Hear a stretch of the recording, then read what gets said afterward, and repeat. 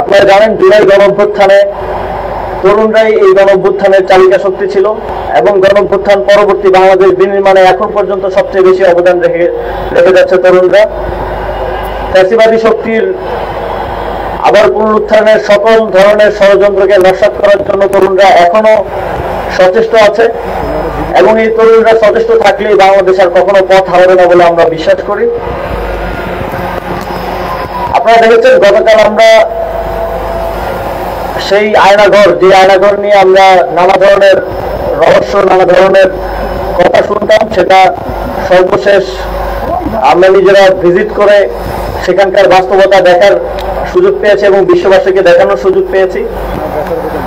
আমিও 4 দিনের জন্য সেখানে ছিলাম, কিন্তু আমি জানতাম না যে আসলে আমি সেখানে ছিলাম কিনা, কারণ সেখানে শুধুমাত্র রুমের ভেতর ছাড়া আর কোনো আমার চোখ খোলা হয়নি। আপনারা দেখেছেন যখন পুরো বিশ্ববাসী আয়নাঘর দেখলো, তারপরও ফ্যাসিবাদী শক্তি সেটা অস্বীকার করার মতো নির্লজ্জ অবস্থান নিচ্ছে, কিন্তু সেটা করে আসলে কোনো লাভ হবে না, কারণ ইতিমধ্যেই জুলাই গণঅভ্যুত্থানে তাদের গণহত্যা ইন্টারন্যাশনালি ডকুমেন্টেড এবং প্রকাশিত হয়েছে এবং এই আয়নাঘরে ইন্টারন্যাশনালি ডকুমেন্টেড এবং প্রকাশিত হবে বলে জাতীয় এবং আন্তর্জাতিকভাবে একটি ফ্যাসিবাদী গণহত্যাকারী শক্তি যারা গুম খুনের মাধ্যমে ক্ষমতায় টিকেছিল, তারা আজীবন জনগণের শত্রু হিসেবে স্বীকৃতি পাবে। আপনারা দেখেছেন জুলাই গণঅভ্যুত্থানের পর হাজার সংকট, সমস্যা এবং নানা ধরনের উত্থান পতনের মধ্য দিয়ে বাংলাদেশ গেছে। তবে এই সময়ে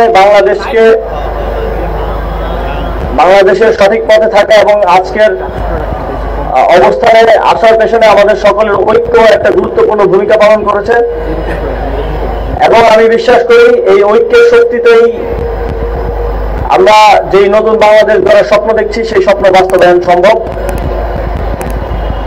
এবং এই মৃত্যুঞ্জয়ী তারুণ্য যারা জুলাই গণঅভ্যুত্থানে তাদের জীবন ত্যাগ করতে নিয়ে রাজপথে নেমে এসেছিল, তারা নতুন বাংলাদেশ গড়ার করতে এখন বিভিন্নভাবে কাজ করে যাচ্ছে, কন্ট্রিবিউশন করছে।